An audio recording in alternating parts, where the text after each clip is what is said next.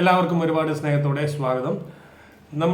എല്ലാവരും കുറച്ച് നാളായിട്ട് ആകാംക്ഷയോടെ കാത്തിരുന്ന ടൊവിനോ തോമസിന്റെ അന്വേഷിപ്പിൻ കണ്ടെത്തും എന്ന സിനിമ ഞങ്ങൾ എല്ലാവരും ഇന്നലെ കുടുംബസമേതം ബാംഗ്ലൂർ HSR സിനിഫയൽ തിയേറ്ററിൽ നിന്ന് കണ്ടു. ആ സിനിമയുടെ ഒരു റിവ്യൂ ആണ് നമ്മുടെ ഇന്നത്തെ വീഡിയോയിൽ നിന്ന് നമ്മൾ ഉദ്ദേശിക്കുന്നത്.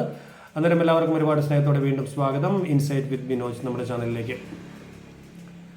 കേരളത്തിൽ 2 കാലഘട്ടങ്ങളിലായി നടന്ന വ്യത്യസ്ത സംഭവങ്ങൾ ആദ്യന്തം പ്രേക്ഷകരെ ആകാംക്ഷയുടെ മുൾമുനയിൽ നിർത്തിക്കൊണ്ട് ചെയ്യുവാൻ ഈ സിനിമയുടെ അണിയറ പ്രവർത്തകർക്ക് സാധിച്ചു എന്നുള്ളതാണ് അന്വേഷിപ്പിൻ കണ്ടെത്തും എന്ന സിനിമയുടെ വിജയമെന്ന് എനിക്ക് തോന്നുന്നത്. എനിക്ക് തോന്നുന്നു എല്ലാവരും സിനിമ കണ്ടിരുന്ന എല്ലാവർക്കും തന്നെ തിയേറ്ററിൽ നിന്ന് സീറ്റിൽ നിന്ന് എഴുന്നേറ്റ് പോകാൻ പറ്റാത്ത രീതിയിലുള്ള അവസ്ഥയിൽ ഒരു ഉദ്യോഗം ആളുകളുടെ ഇടയിൽ നിലനിർത്തുന്നതിന് ഇതിൻ്റെ തിരക്കഥാകൃത്ത് ജിനു എബ്രഹാമിന് സാധിച്ചു. അതുതന്നെയാണ് ഒരുപക്ഷെ എനിക്ക് തോന്നുന്നു സിനിമയുടെ വിജയമായിട്ടും പറയേണ്ടത്. പക്ഷെ വേറൊരു കാര്യം എടുത്തു പറയേണ്ടത് എനിക്ക് തോന്നിയത് നമ്മുടെ മോഹൻലാലിൻ്റെ ലൂസിഫറിലെ പോലെയോ അല്ലെങ്കിൽ ഈവൻ ടോവിനോയുടെ തന്നെ ലൂസിഫറിലെ പോലെയോ അല്ലെങ്കിൽ പൃഥ്വിരാജിൻ്റെ കടുവയിലെ റോളിനെ പോലെയോ ഒക്കെ ഒരു മാസ് അപ്പിയറൻസ് പ്രതീക്ഷിച്ച് സിനിമയ്ക്ക് പോകുന്ന പ്രേക്ഷകർക്ക് ഒരു പക്ഷേ ഒരു നിരാശ വന്നേക്കാം. ഒരു സ്ഥിരം സസ്പെൻസ് ത്രില്ലറുകളുടെ അല്ലെങ്കിൽ സ്ഥിരം നായക വേഷങ്ങളുടെ ഒരു ടെംപ്ലേറ്റിൽ നിന്ന് അല്പം മാറിയാണ് ഈ സിനിമ എടുത്തിട്ടുള്ളത്. അതുകൊണ്ട് നിങ്ങൾ ആ ഒരു കാഴ്ചപ്പാടിൽ ഈ സിനിമ കാണാൻ പോകരുത്. അങ്ങനെ പോകുന്നവർക്ക് ഒരു പക്ഷേ അല്പം നിരാശ വന്നേക്കാം. എന്നിരുന്നാലും നിങ്ങൾ മമ്മൂട്ടിയുടെ സേതുരാമയ്യർ CBI അല്ലെങ്കിൽ മോഹൻലാലിൻ്റെ ദൃശ്യം ജനറിൽപ്പെടുന്ന സിനിമകൾ ഇഷ്ടപ്പെടുന്ന വ്യക്തികളാണോ? ഒരു സംശയവുമില്ല, ഈ സിനിമ നിങ്ങൾക്കുള്ളതാണ്. കുറേ ഭൗതികമായ രീതിയിൽ ആളുകളെ ഈ സിനിമ അവതരിപ്പിക്കുന്നതിനും അതുപോലെ തന്നെ പ്രേക്ഷകരെ ആദ്യന്തം മുൾമുനയിൽ നിർത്തുന്നതിനും അവസാനം ഒരു പ്രത്യേക ട്വിസ്റ്റ് കൊണ്ടുവരുന്നതിനൊക്കെ സംവിധായകൻ ബോധപൂർവ്വം ശ്രമിച്ചു. അത് വളരെ കൺവിൻസിംഗ് ആയിട്ട് തന്നെ പ്രേക്ഷകരിലേക്ക് എത്തിക്കുവാനും അവർക്ക് സാധിച്ചു എന്നുള്ളത് എടുത്തു പറയേണ്ട ഒരു വസ്തുതയാണ്. നേരത്തെ സൂചിപ്പിച്ചതുപോലെ തന്നെ 90കൾ നടന്ന 2 സംഭവങ്ങൾ, വ്യത്യസ്തമായ 2 സംഭവങ്ങൾ, പരസ്പര ബന്ധമൊന്നുമില്ലാത്ത 2 സംഭവങ്ങൾ ആളുകളെ പ്രേക്ഷകരെ കൺവിൻസിംഗ് ആയി വിശ്വസിപ്പിക്കുന്ന രീതിയിൽ കോർത്തിണക്കി ഒരു സിനിമയാക്കി മാറ്റുവാൻ സംവിധായകനും അതുപോലെ തന്നെ തിരക്കഥാകൃത്തിനും സാധിച്ചിട്ടുണ്ട്. സാധാരണ നമ്മൾ കാണുമ്പോൾ ഒരു സസ്പെൻസ് ത്രില്ലർ കാണുമ്പോൾ അതിനൊരു കണ്ടിന്യൂറ്റി ഉണ്ടാകും. അതായത് ഒരു സിനിമയുടെ തുടക്കം മുതൽ എൻഡിങ് വരെ ചിലപ്പോൾ ട്വിസ്റ്റുകൾ വരുമെങ്കിൽ കൂടിയും ആ സിനിമയിൽ ഒരു കണ്ടിന്യൂറ്റി നമുക്ക് പ്രതീക്ഷിക്കാം. പക്ഷേ ഈ സിനിമ നമ്മൾ ലളിതമായി പറയുകയാണെങ്കിൽ 2 സിനിമയായിട്ട് നമുക്കിതിനെ ഡിവൈഡ് ചെയ്യാം. 2 കഥകളാണ് ആക്ച്വലി. പക്ഷേ അത് രണ്ടും കൺവിൻസിംഗ് ആയി ഒരു സിനിമ എന്ന രീതിയിൽ അതിനെ യോജിപ്പിക്കുന്നതിനൊരു ലോജിക്ക് സംവിധായകൻ കൊണ്ടുവരികയും അത് ഒരു പക്ഷേ എനിക്ക് തോന്നുന്നു കാണികൾക്ക് അത് ഒരു വിശ്വസനീയമല്ലാത്ത രീതിയിലൊന്നും ഫീൽ ചെയ്യാൻ ഇടയില്ല. ആ രീതിയിൽ അവർക്കത് കൺവിൻസിംഗ് ആയി അവതരിപ്പിക്കുവാൻ സാധിക്കുകയും ചെയ്തു. അതും ഈ സിനിമയുടെ ഒരു വിജയമാണ്. ഈ സിനിമയിൽ ആനന്ദ് നാരായൺ എന്ന ഒരു സബ് ഇൻസ്പെക്ടർ കഥാപാത്രത്തെയാണ് ടൊവിനോ അവതരിപ്പിക്കുന്നത്.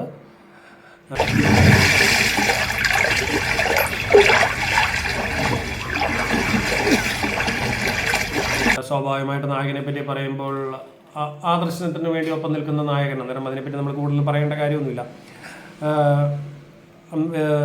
അന്നേരം ഈ സിനിമയിൽ നടക്കുന്ന ആദ്യ പകുതിയിൽ നടക്കുന്ന ഒരു പെൺകുട്ടിയുടെ തിരോധാനവുമായി ബന്ധപ്പെട്ടിട്ടുള്ള അന്വേഷണവും തുടർന്ന് അത് ഒരു കൊലപാതകമാണെന്നുള്ള ചുരുളഴിയലും പിന്നീട് ആ കൊലപാതകം ചില വ്യക്തികളുടെ താല്പര്യ പ്രകാരം നിരപരാധികളുടെ തലയിലേക്ക് കെട്ടിവെക്കുന്ന ഒരു അവസ്ഥ വരികയും ആദ്യം അന്വേഷണ ഉദ്യോഗസ്ഥനായിരുന്ന ടൊവിനോയുടെ ആനന്ദ് എന്ന കഥാപാത്രം ഇതിനെ എതിർക്കുകയും പക്ഷേ പോലീസ് ഫോഴ്സിൽ നിന്നുകൊണ്ട് അതിനെ എതിർക്കുവാൻ അദ്ദേഹം നിസ്സഹായനായ ഒരു അവസ്ഥയും, അങ്ങനെ അൺഒഫീഷ്യലായി ആനന്ദ് നാരായണൻ നടത്തുന്ന അന്വേഷണവും തുടർന്നുള്ള കണ്ടെത്തലുകളുമാണ് ആദ്യ പകുതിയുടെ ഇതിവൃത്തം. ആദ്യ പകുതിയിൽ നിസ്സംശയം നമുക്ക് പറയാം നമ്മളെ എല്ലാവരെയും ഉദ്യോഗത്തിൻ്റെ മുൾമുനയിൽ നിർത്തുന്നതിനും പ്രേക്ഷകർ സീറ്റിൽ നിന്ന് തന്നെ എഴുന്നേക്കാതെ അല്ലെങ്കിൽ കണ്ണിമ വെട്ടാതെ സ്ക്രീനിലേക്ക് നോക്കി നിൽക്കുന്ന ഒരു സ്ഥിതിവിശേഷം സംജാതമാക്കുന്നതിന് തിരക്കഥാകൃത്തിന് സാധിച്ചിട്ടുണ്ട് എന്നുള്ള കാര്യത്തിൽ യാതൊരു സംശയമില്ല. ഒന്നാം പകുതി അടിപൊളി, ഒരു സംശയവുമില്ല. അന്നേരം നമുക്ക് അതിനെപ്പറ്റി പറയുകയാണെങ്കിൽ പിന്നെ എനിക്ക് തോന്നുന്നു ഈ സിനിമയെപ്പറ്റി എടുത്തു പറയേണ്ട വേറൊരു സവിശേഷത, ചില കൊമേഡിയൻ ആർട്ടിസ്റ്റുകൾ, ഉദാഹരണത്തിന് പറയുകയാണെങ്കിൽ വെട്ടുകിളി പ്രകാശ്, കോട്ടയം നസീർ, പിന്നെ നമ്മുടെ അസീസ് നെടുമങ്ങാട് എന്നീ 3 വ്യക്തികൾക്ക് നമ്മൾ സ്ഥിരം കണ്ട് പരിചയിച്ച ടെംപ്ലേറ്റിൽ നിന്ന് വ്യത്യസ്തമായി അവരുടെ കോമഡിയുമായിട്ട് യാതൊരു ബന്ധവുമില്ലാത്ത നല്ല അടിപൊളി ഒരു റോള്, ചെറുതെങ്കിലും അടിപൊളിയായിട്ടുള്ള റോളുകളാണ് ഈ 3 നടന്മാർക്കും സംവിധായകൻ നൽകിയിട്ടുള്ളത്. അത് വളരെ എടുത്തു പറയേണ്ട ഒരു കാര്യമാണ്. ഇതിൽ തന്നെ പ്രത്യേകിച്ച് എടുത്തു പറയേണ്ടത് കോട്ടയം നസീറിൻ്റെ റോളാണ്. കോട്ടയം നസീറിനെ നമുക്ക് കോട്ടയം നസീറിൻ്റെ റോൾ സിനിമയിലുള്ള വ്യത്യസ്ത റോളുകൾ നമുക്കറിയാം. എല്ലാം ഒരു കോമഡി റിലേറ്റഡ് ആയിട്ടുള്ള ഒരു ഹാസ്യ അല്ലെങ്കിൽ കോമഡി റിലേറ്റഡ് ആയിട്ടുള്ള കഥാപാത്രങ്ങളാണ് കോട്ടയം നസീർ എല്ലാ സിനിമകളിലും തന്നെ ചെയ്തിട്ടുള്ളത്. പക്ഷേ ഈ സിനിമയിലെ ചെയ്തിരിക്കുന്ന പോലീസ് കഥാപാത്രം ചില കോമ്പിനേഷൻ സീനുകൾ വരുമ്പോൾ ടൊവിനോയുടെ ഒപ്പം തന്നെ നിൽക്കുവാൻ കിടപിടിച്ച് നിൽക്കുന്ന ഒരു റോളായിട്ടാണ് നമുക്ക് തോന്നുന്നത്. എനിക്ക് മാത്രമല്ല, അത് പ്രേക്ഷകർക്ക് പലർക്കും തോന്നിയിട്ടുള്ള ഒരു അഭിപ്രായമാണ്. അത്രയും നല്ല മനോഹരമായിട്ടാണ് കോട്ടയം നസീർ ഈ സിനിമയിലെ ഈ റോള് കൈകാര്യം ചെയ്തിട്ടുള്ളത്. പിന്നെ നേരത്തെ സൂചിപ്പിച്ചതുപോലെ ആദ്യ പകുതിയിൽ പൂർണ്ണമായിട്ടും സസ്പെൻസ് നിലനിർത്തുന്നതിനും അതിൻ്റെ അവസാനം നമ്മൾ പ്രേക്ഷകർ പ്രതീക്ഷിക്കാതെ ഇപ്പോൾ ഒരു അപ്രതീക്ഷിതമായൊരു ട്വിസ്റ്റ് കൊണ്ടുവരുന്നതിനും തിരക്കഥാകൃത്തിന് സാധിച്ചിട്ടുണ്ട്. പക്ഷേ ഇപ്പോൾ ഉള്ള സിനിമകളിൽ ആ ട്വിസ്റ്റ് നമ്മളൊരു പ്രതീക്ഷിക്കുന്നതാണ്. കാരണം ഇപ്പോൾ ഉള്ള സിനിമകളിൽ ഒരു ടെംപ്ലേറ്റ് തന്നെയായിട്ട് മാറുകയാണ്. സസ്പെൻസ് നിലനിർത്തുന്നതിനോടൊപ്പം തന്നെ അവസാനം പ്രേക്ഷകർ പ്രതീക്ഷിക്കാത്ത രീതിയിൽ ഒരു ട്വിസ്റ്റ് കൊണ്ടിരുന്നത് അതിപ്പോൾ ഒരു ന്യൂ നോർമൽ ആയിട്ടുണ്ട് സിനിമകളിൽ. അത് നമ്മുടെ അന്വേഷിപ്പിനെയും കണ്ടെത്തുകയിലും നിലനിർത്തുന്നതിന് സംവിധായകനും തിരക്കഥാകൃത്തിനും സാധിച്ചിട്ടുണ്ട്. പിന്നെ എടുത്തു പറയേണ്ട ഒരു വസ്തുത സിനിമോട്ടോഗ്രാഫിയാണ്. അത് ഒരു കേരളത്തിൻ്റെ ഗ്രാമത്തിൻ്റെ പശ്ചാത്തലത്തിൽ നിന്നുകൊണ്ട് അതിഭാവുകത്വങ്ങളില്ലാതെ വളരെ നാച്ചുറലായിട്ട് ആ ഒരു ഗ്രാമത്തിൻ്റെ പശ്ചാത്തലത്തിൽ നിന്ന് എങ്ങനെ സിനിമ പറയാം, എങ്ങനെ അതിൻ്റെ ക്യാമറയും അതിനുമായിട്ടുള്ള അനുബന്ധിച്ചുള്ള കാര്യങ്ങളെല്ലാം വർക്ക് ചെയ്യിക്കാമെന്നുള്ളത് വളരെ വളരെ ഭംഗിയോടെ സിനിമാറ്റോഗ്രാഫി ചെയ്തിട്ടുണ്ട് എന്നുള്ള കാര്യം അഭിനന്ദനീയമായ ഒരു കാര്യമാണ്. ഒന്നാം പകുതി കഴിഞ്ഞ് നമ്മൾ രണ്ടാം പകുതിയിലേക്ക് വരുമ്പോൾ എനിക്ക് തോന്നുന്നു, എനിക്ക് വ്യക്തിപരമായും എൻ്റെ കൂടെ സിനിമ കണ്ട പലർക്കും തോന്നിയ ഒരു അഭിപ്രായമാണ്, ഒന്നാം പകുതിയുമായിട്ട് താരതമ്യം ചെയ്യുമ്പോൾ രണ്ടാം പകുതി കുറച്ചുകൂടി നന്നാക്കാമായിരുന്നു, കുറച്ചുകൂടെ സൂക്ഷ്മമായിട്ട് വേണമെങ്കിൽ ഈ രണ്ടാം പകുതി കൈകാര്യം ചെയ്യാമായിരുന്നു. സസ്പെൻസ് ആദ്യാവസാനം രണ്ടാം പകുതിയിലും നിലനിർത്തുന്നുണ്ട് എങ്കിൽ കൂടിയും ചില കാര്യങ്ങളിലെല്ലാം കുറച്ചുകൂടെ സൂക്ഷ്മതയും കുറച്ചുകൂടി ഒരു വിശ്വസനീയതയും വരുത്തുന്നതിൽ ഒന്നാം പകുതിയുമായിട്ട് താരതമ്യം ചെയ്യുമ്പോൾ ഒരു ചെറിയ കുറവ് വന്നു എന്ന കാര്യം നമ്മുടെ മനസ്സിലെല്ലാം വരും. പ്രത്യേകിച്ച് പറയുകയാണെങ്കിൽ അതിലൊരു സീനുള്ളത് എസ് പിയുടെ റോൾ അവതരിപ്പിക്കുന്നത് നമ്മുടെ സിദ്ദിഖാണ്.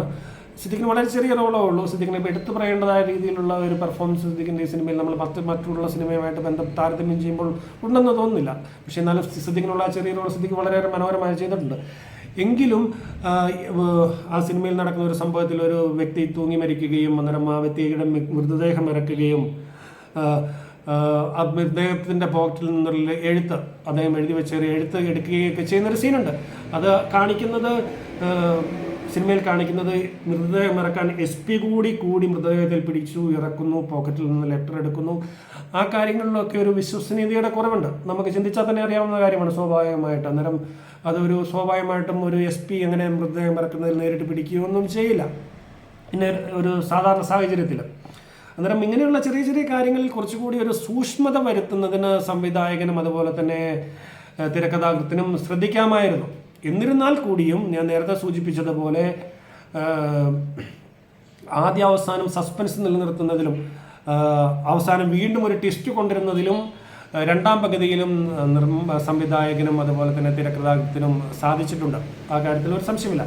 പക്ഷേ നമ്മൾ പിന്നെയും കുറച്ചുകൂടി ഒന്ന് വൈഡറായി ചിന്തിക്കുമ്പോൾ രണ്ട് പകുതിയിലും ഉള്ള കഥകൾ ഒരേ ടെംപ്ലേറ്റിലല്ലേ, വേണമെങ്കിൽ ഒന്ന് മാറ്റിപ്പിടിക്കാമായിരുന്നു എന്നുള്ള ഒരു തോന്നൽ ഒരു പക്ഷേ നമുക്ക് സാധാരണ ഒരു പ്രേക്ഷകൻ എന്ന നിലയിൽ ചിന്തിക്കുമ്പോൾ നമുക്ക് തോന്നിയേക്കാം.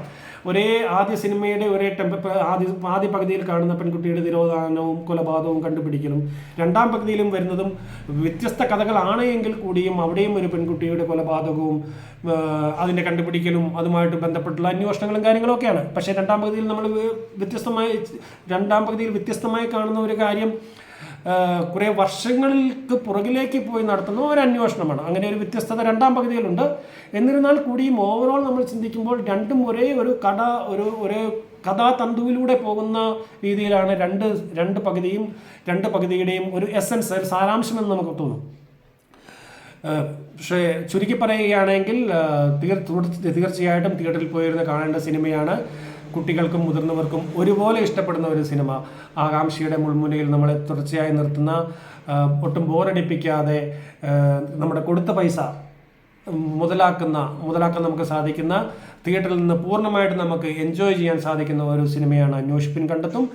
അതുകൊണ്ട് നിങ്ങളെല്ലാവരും ഇത് തിയേറ്ററിൽ തന്നെ പോയിരുന്ന് കാണുക. നിങ്ങളുടെ അഭിപ്രായങ്ങളും നിർദ്ദേശങ്ങളും ഈ സിനിമയെ പറ്റിയുള്ള നിങ്ങളുടെ എന്തെങ്കിലും എതിരഭിപ്രായങ്ങൾ എന്തെങ്കിലും നിങ്ങൾക്ക് തോന്നുന്നുണ്ടെങ്കിൽ നമ്മുടെ കമൻറ്റ് ബോക്സിൽ കൊടുക്കുക.